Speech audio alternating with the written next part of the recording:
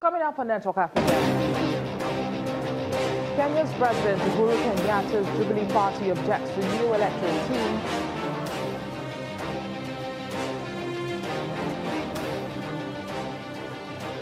Top officials to be held accountable for crimes committed against humanity in Burundi.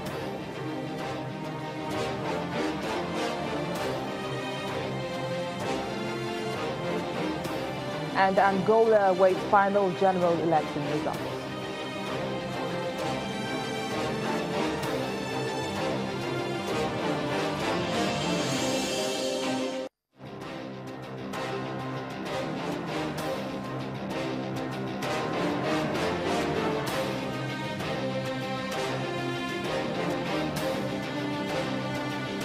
Hello everyone, welcome to the program. I am BC Adebayo. We begin in Kenya, where the ruling Jubilee Party has strongly objected to the new 9-member electoral team appointed to organize the forthcoming rerun election.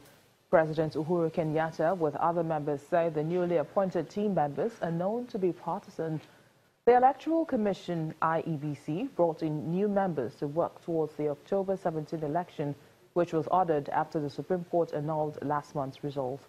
Mr. Kenyatta's main rival, NASA Alliance presidential candidate Raila Odinga, called for changes in the IEBC makeup immediately after the annulment was announced last Friday.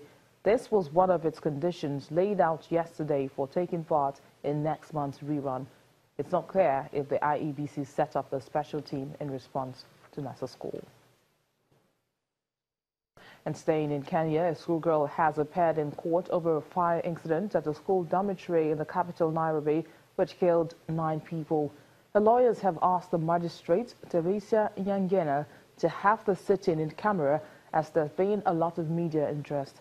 The prosecution had asked for 10 days for the police to finish investigations. 9 Kenyan teenage schoolgirls died and 10 more were hospitalized after a fire engulfed their boarding school dormitory in Nairobi early on Saturday morning. Fires have in the past claimed the lives of dozens of Kenyan boarding school students. In 2001, 58 schoolboys were killed in a dormitory fire at Kianguli Secondary School outside Nairobi.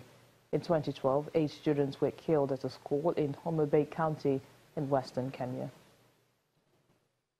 And joining us to talk more about this issue is a journalist in Kenya, Joy Doreen Bera. Thanks for joining us, Joy. What do we know about the arson that took place at the dormitory in Nairobi?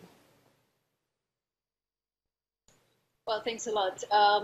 What we know is that this incident first happened on the 2nd, that was Saturday last week, and that was where a girl who is about 15 years old is said to have started the fire intentionally.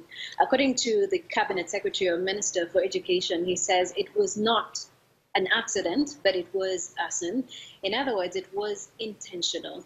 And since then, they've been interrogating some of the girls who go to this school, because the girl who started this fire was 15 years old, and so she's being treated as a minor, and that's why some of her lawyers as well are thinking it best that she be interrogated off the camera and not in front of the media. So this is an incident. It's not the first time this is happening, that we're having school fires. Several other schools have been set ablaze by students, and investigations are currently ongoing as to what exactly the intentions were for the girl. But the investigators that we've managed to speak to say that the girl had said she was not going to the school in the first place. And so when her parents insisted that she go to the school, she actually wasn't happy at the girls' school that she went to.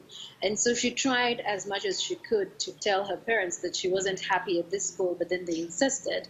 And so she, maybe out of anger or out of revenge, decided to set her dormitory ablaze. Now, why are her lawyers insisting on having the hearing off camera, knowing how interested everyone is in this case? Well, for starters, the age of consent in Kenya is 18, and so anybody below the age of 18 is regarded as a minor. And so her lawyers are looking at this in this light, that she might actually be a minor. At the age of 15, she's definitely considered a minor. But also, secondly, until she's proven guilty, you can't actually put her in front of the cameras to be probed, because she's not prepared for it. And so her lawyers are saying, to save her from, the cameras, they prefer that this be done away from the media eye. Now, apart from some of the possible reasons you mentioned earlier about why she set the dormitory ablaze, I mean, about talking about her not wanting to go to that school, could there be any other factor, maybe mental or psychological, for instance? Well, that is still being investigated, but you can also almost tell that, it's sort of like an African culture where your parents dictate what schools a child should go to. And that now is coming up for debate, because we're not so sure if she's one of the children who are told by their parents or dictated to by their parents that you must go to a specific school, and failure to do that, then you're not going to school at all. So she's one of those students who's being interrogated. The investigators are doing their part, but also the psychologists or psychiatrists are doing their part as well, to figure out whether or not she could be having a mental problem. Because at 15, you can definitely almost tell that there's something that she wasn't happy about, whether it's about her parents, the students at school, or the teachers. You can't exactly figure it out at the moment. Now, this is not the first time we're seeing this kind of incident. What is the government doing to prevent a recurrence?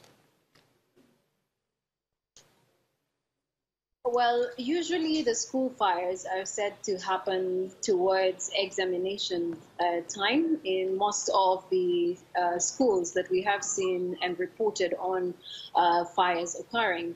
And so it's either that these students get examination fever, and so towards the dates for exams, they decide to set their schools ablaze so they can postpone or defer most of the exams. But now that it has been occurring for, I guess, several years, not just this year, it's actually now begging the question of, have we now failed to curb these school fires? And one of the reasons that has been put out, besides examination fever, is that some of these students just want to strike, or it's their form of saying, we need some time off to go home, postpone these examinations so that we can now go home. But the government has actually come up with stringent measures for the students who are involved or investigated and proven to be involved in, starting these fires that have property of their fellow students.